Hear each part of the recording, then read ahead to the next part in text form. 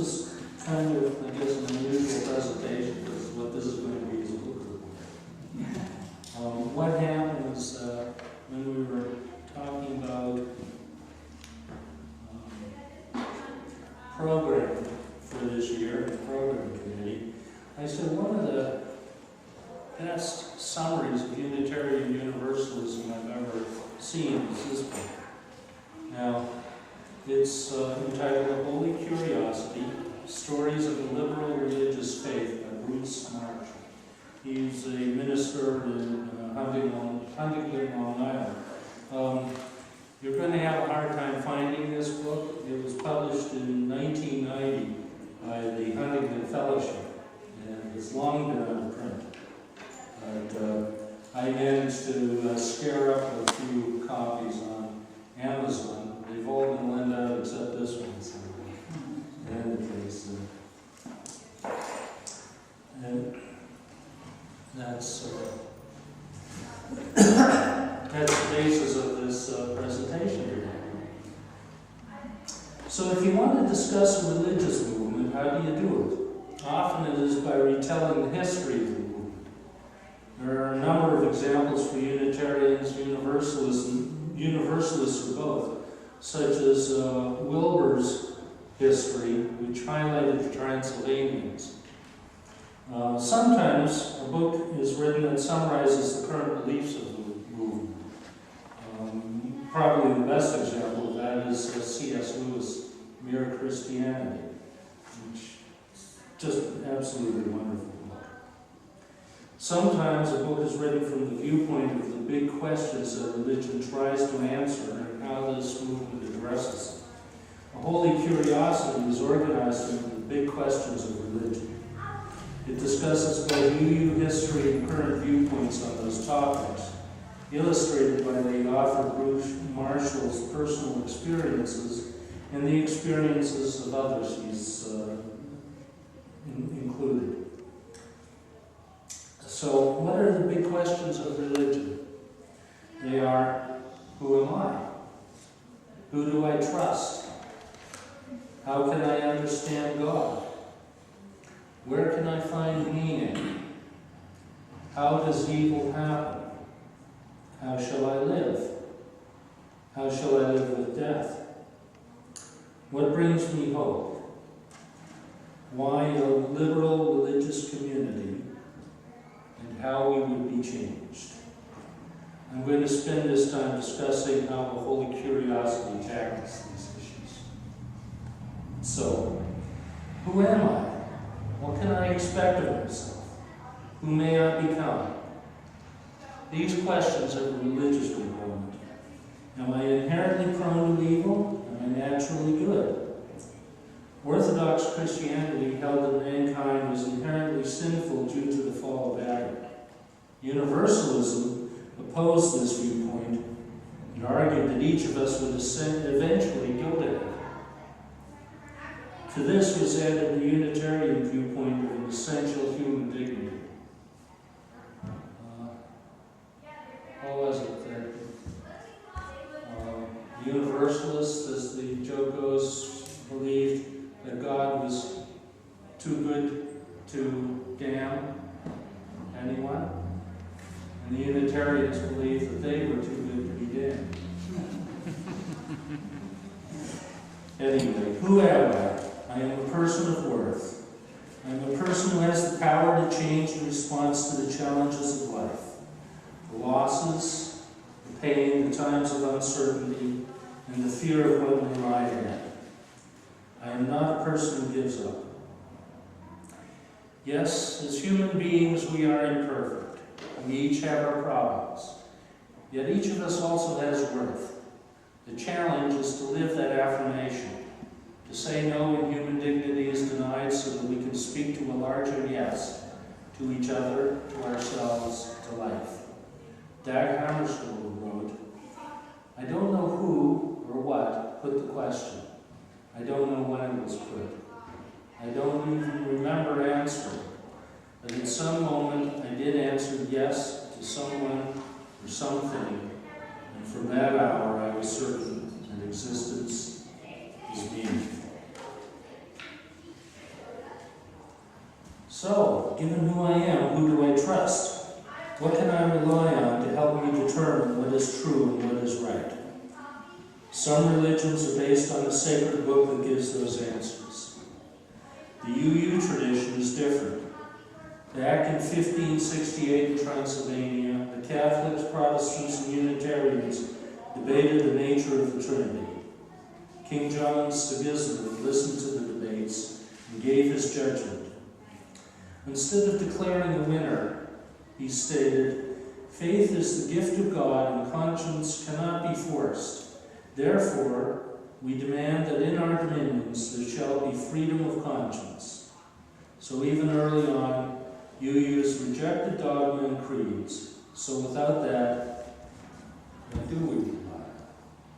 As part of a religious community, we accept the insights of others and provide our own insights back to the community so that each of us can grow together, each in their own way. Religious freedom is of such crucial importance to Unitarian Universalists. We trust the free search for truth and right. In matters of belief and conscience, we will not be compelled to another's truth. In matters of congregational decision-making, we share responsibility for determining the direction of our church or fellowship.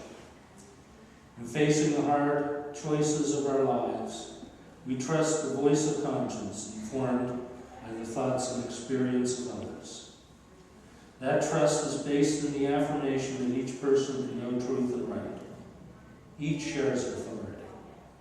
And so we join together in freedom to seek life's deepest values and to peer into the mystery of existence. So now we have a grasp on who we are and how we gain knowledge.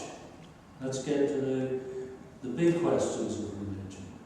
How do I understand God? All of us have different answers to that question.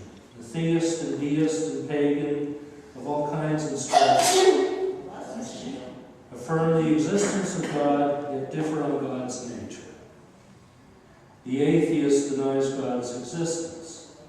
The agnostic refuses to answer this definitively. The humanists and other people such as Buddhists don't care. Unitarians and Universalists started with a Christian view of God, but this changed as 19th century wore on and knowledge of the sciences, especially evolution, provided answers to the questions of existence that Orthodox religions were hard-pressed to answer. By 1933, with the signing of the Humanist Manifesto, where out of 34 signatories, 15 were Unitarian ministers, the Unitarian movement turned away from the necessary belief in God. Each person was free to make up their mind. By the 70s and 80s, only about 25% of UUs were Christian. The majority were atheist or agnostic, and the rest a grab bag of different beliefs.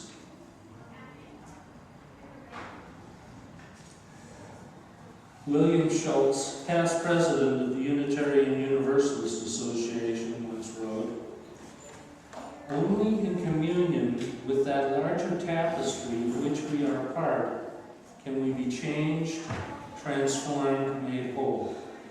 And what is amazing is that tapestry of hope and possibility is always changing too, dynamic, responsive, ever being born. In this sense, God does not exist, but is always being born."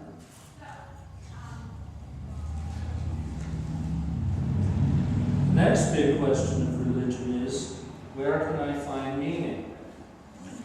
We UUs can take meaning from the stories of our Christian and Jewish heritage, such as the story of the Passover and its struggle for liberation.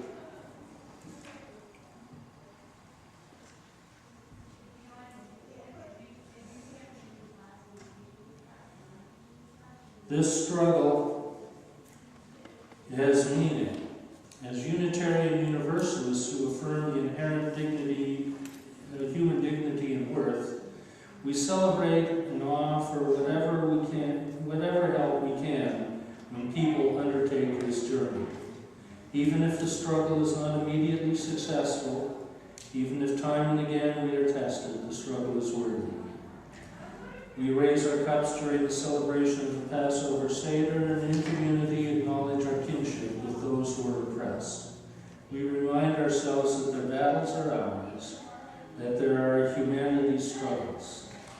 We acknowledge kinship with each person who journeys towards his or her promised land.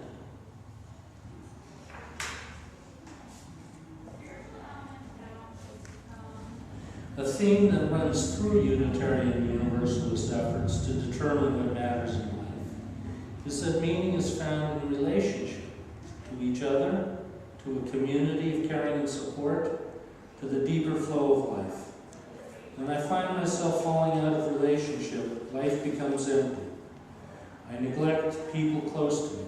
I become obsessed with my own concerns and ignore the struggles of others. I get lost in myself and take life for granted. But in relationship, I find myself guided to things of worth. Involvement in the community becomes important. The religious community, the local community, the larger human community. Through involvement in community, we are joined with each other as we try to make a difference in society. We temper our individual interests and pursue a shared vision of what is right and good. We determine and pursue a common mission as we take responsibility for the society we are a part of. So, as involvement becomes meaning in the struggle for liberation, making the world a better place, the question arises, how does evil happen? Evil abides in this world even to this day. The Holocaust, beheadings by religious fanatics, the despoiling of the earth, the effort to shut the door and turn back children at our borders who come in search of security and a better life. Universalists wrestled with this problem. How could a loving God cause evil to happen? They felt that evil had a purpose, to guide humanity towards good. This led to Universalism being a pioneering denomination in social justice, such as the growth of universal childhood education and the replacement of jails with penitentiaries, where the goal was not punishment but correction. But we must acknowledge that each of us has the capacity for evil. Each of us has fallen short to some degree or other. We know that evil festers when we cut ourselves off from each other. We harden ourselves to each other and can ignore the abuse of one another. We are not bothered by another's suffering.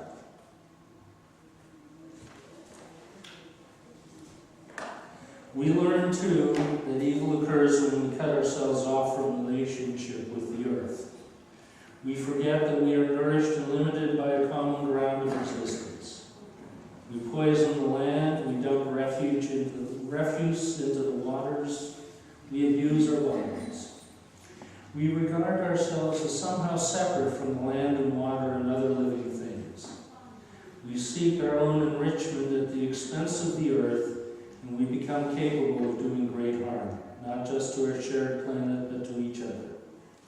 As Chief Seattle warned, you must teach your children that the ground beneath your feet is the ashes of our grandparents, so that they will respect the land. Tell your children that the earth is rich with the lives of our kin.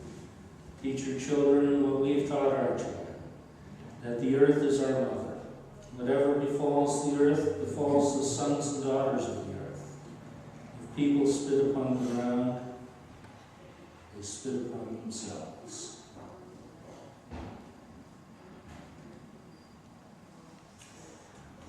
So what guidance can religious liberalism offer in my search for a response to evil?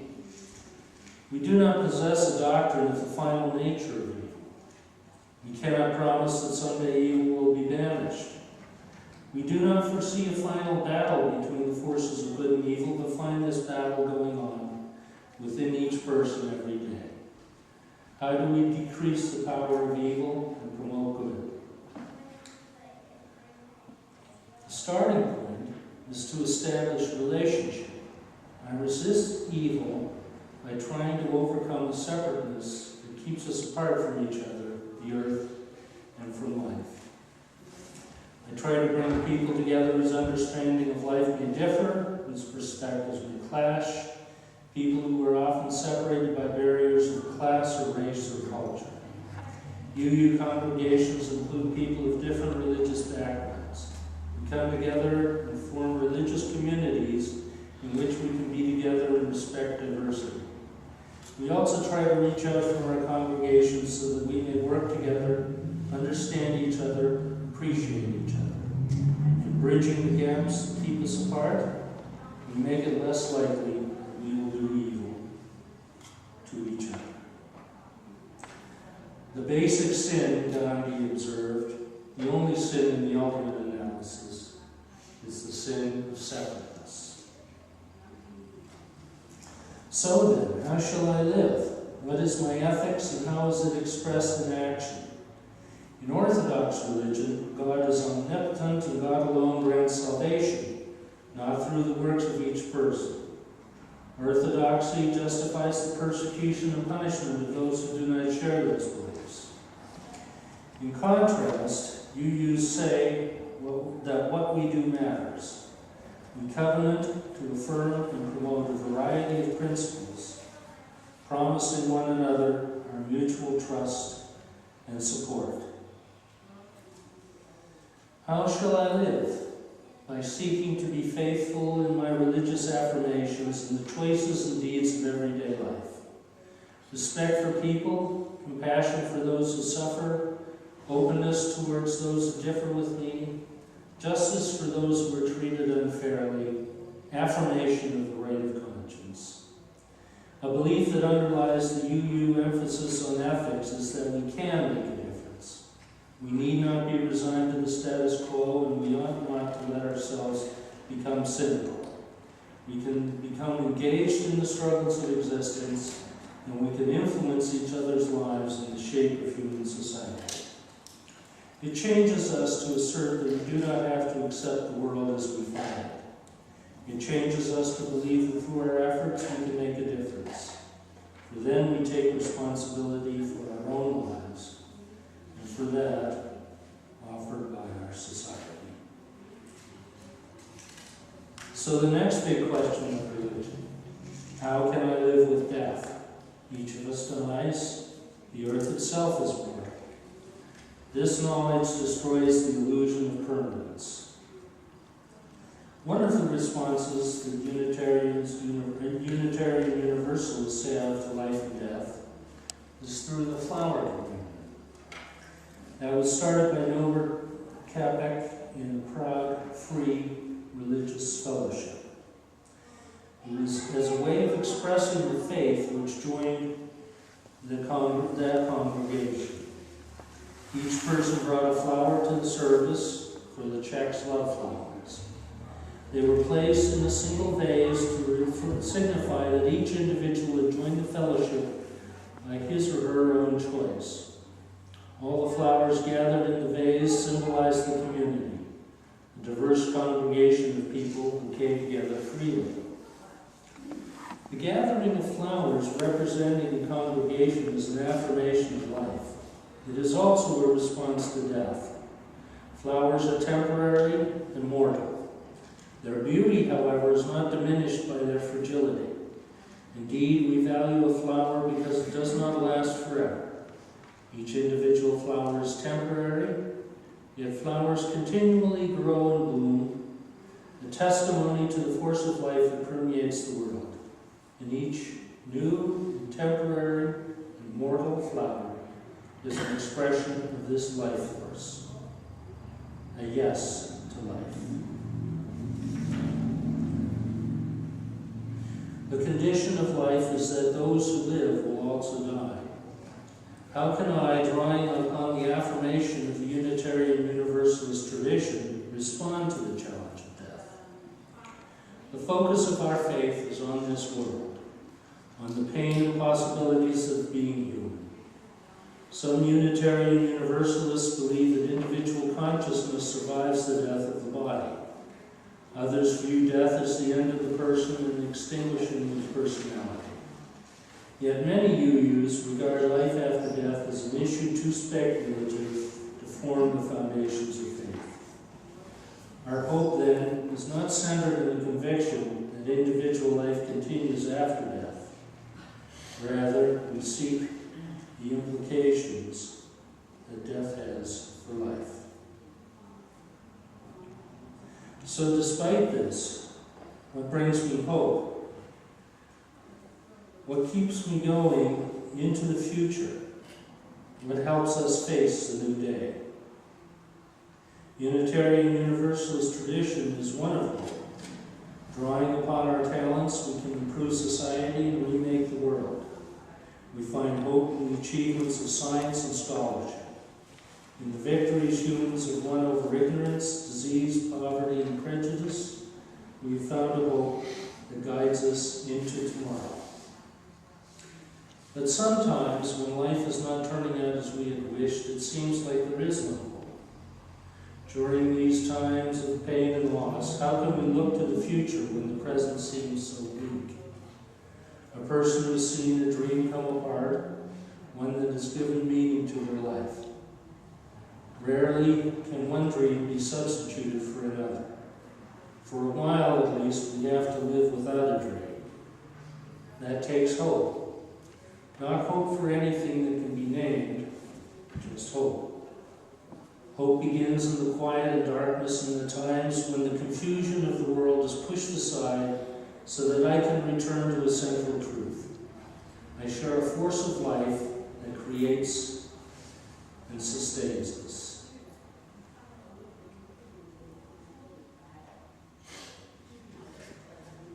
What brings me hope? When I experience humanity in another person, when people overcome differences with respect for each other, when individuals come together to form a community, there is hope. When people show that they can change, and we affirm life even during those times which are hard, there is hope. Whenever people live with the faith that life does matter, then I find hope. With that hope, I face the future. With that hope, the present, even when difficult, can be affirmed and celebrated. So, why a liberal religious community? Many religions consider themselves God-centered, or Bible-centered, or tradition-centered. There is a place for that. But there also must be a corrective when God-centered, or Bible-centered, or tradition-centered religion becomes excessive and hurts people. For sometimes a commitment to God or religious authority or a vision of how life ought to be precludes the human. People are cast aside when they don't fit within that vision. The role of religious humanism has been to advocate religion and community that are human and humane, to protest when people are demeaned, to offer healing to those who have been hurt. Another characteristic of liberal religious congregations is an insistence that the holy is greater than any that form that confines it. We affirm there is a religious dimension to all experience and regard efforts to capture the sacred into prescribed creeds, rituals, and symbols as missing the wonder and challenge of existence. There is religious truth in the story of Jesus, but also in the life of Buddha and of Albert Schweitzer. There is religious meaning in the cross and the Star of David, but also in the flower, the tree, and in a human face. We find the holy scattered throughout life in ordinary and extraordinary times. So, finally, how would we be changed? Unitarian Universalist congregations are groups that change people. When we enter into the relationship with the church or fellowship, some parts of us are encouraged, some not. Some beliefs are confirmed, some ignored. We are related to the particular view of the world, and in that process, we are changed. I think of people who have joined Unitarian Universalist congregations in the hope of finding support for themselves. A former fundamentalist minister trying to free himself from a faith he found to be repressive. A member of a charismatic group who came for support as she sought to take responsibility for her own life. A former nun who struggled to be born again in the secular world. A gay man who sought self-respect after a lifetime of denying who he was. The parents of a young man who joined a separatist church and shut them out of their life. Each sought dignity, a sense of having worth, affirmation of who they were. Each sought change. I am also changed throughout the Unitarian Universalist affirmation of the wonder and mystery of life. I am urged to regard life as a gift to be received as gratitude. Among many Unitarian Universalists, especially those of long standing, I find a characteristic outlook upon life: openness, anticipation, interest, and involvement in the world. They have an attitude of experimentation, an ongoing wonder about the world and the human place in it. I remember talking with a UU minister who had been retired for many years, and I was struck that our conversation did not revolve around what he had done and been in previous years. Rather, he said, "This happened to me last week, and I wonder what it meant." Or, "I shared this idea with people, and I was surprised at how they reacted." He continued to be engaged in life, and it occurred to me that this attitude towards life, this willingness to be open and surprised, is part of the liberal religious message. And with that, we finish the book. To quote Einstein, "Never lose a holy curiosity." So, I left this with enough time for discussion. Any feedback, any comments? I know this was a very quick trip through a whole lot of deep thoughts. But does anybody have any reactions? I thought that quote about God does not exist, it is constantly being very very. Oh, yeah. Who said that? What was that? That was Bill Schultz. He was the head of the UU Association back in the early 90s. He then went on to head Amnesty International for 10 or 15 years. He himself is a humanist and a very articulate one. I will, of course, be a member of Amnesty International for most of my life. I have a great respect for him. And you will find his writings around. He's very, very articulate. So that's kind of interesting. Actually, there is a branch of theology called process theology, which talks about that image of God being a work in progress. I've heard that in different contexts. When I read this, they would talk about Jesus becoming the Son of God, as opposed to being born as the Son of God. Yeah. So. Actually, what I've done in some cases, including here at Skylands, about 10 years ago, I did kind of an adult religious education course based on this book, where 10 sessions, or 10 chapters, and those questions are the 10 chapters of the book. That's a long number of sessions for adult religious education, but what I usually do is break it into 5 and take 2 chapters at a time. And this is, in that case, the format of the class is that I kick things off by reading some of the chapter in the book, And then, like in this case, say, well, what thoughts did that inspire?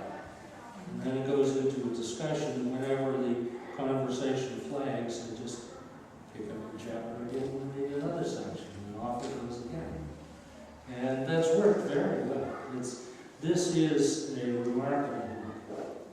What it does is, as I said, it intersperses UU history with Bruce Marshall's viewpoint, with current Circa 1990 was written, and it's still relevant today, what UUism is, plus a number of very poignant anecdotes that he had gotten from different people that he includes in it. So it makes for a wonderful religious education course. But any other comments? Yes. Tony, I think the sense of belonging, it certainly struck a chord with me, but I think it strikes a chord with a lot of people. Because you grow up into a faith, you're given a faith often, you're not given a choice. Yeah. And sometimes you don't find yourself thinking in the same manner or feeling the same way. And it's often in a lot of faiths, not all, but it's not encouraged to discuss or to question. And it's hard, so sometimes you end up being alone. I had an interesting car ride Friday night with two fellow dancers that I danced with. Both grew up in Mormonism. Very, very strict, both from Utah, very, very strict with Mormonism. And they had this discussion amongst themselves about their experience. You know, one actually was in the band, and they would go and they would travel, or they'd come back on the bus, and, you know, did you feel the Spirit? And they were talking, and both of them, you know, unison were like, no, because it didn't. Not only did it not feel right to them, but they didn't feel like everybody else. And because of that, they felt bad about themselves. They didn't have the same. And they were joking about it, and they were going back and forth their memories, their experiences of growing up, and going to the church in Salt Lake.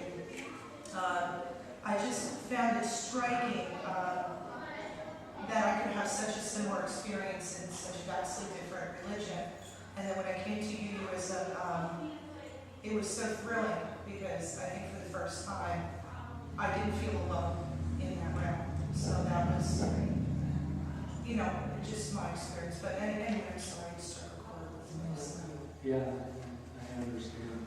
Oh, I remember myself. I grew up Anglican in Canada, and going to church and really loving the church because we absolutely adored it. I just couldn't buy into Christianity. So what happened was Mary talked us into going into the church at Summit. I remember going in, beautiful church, great church experience. And I thought, I can go to church and remain an atheist? Oh, damn, this is great. So, yeah, that was definitely a case where I found that. So. What chapter or question where you discussed evil? That's a very interesting chapter, isn't it? It's definitely, it's entitled, How Does Evil Happen? Oh, okay. I was almost kind of surprised to hear. When I think of UUs, I don't think of discussions of evil. Yeah, that's true. That's true. But it is one of the major questions of religion. Yeah. It's one that we don't address enough. That's one of the things I love about this book that he does. Theodicy is a major part of the religious question. Even I, as a pantheist, would have to say, how does evil happen in this world? Where my God is the universe. And that's everything from the earthquake and the hurricane to the newborn baby. It's totally different question. Yeah, that's a deep question. It's probably swirling at some time.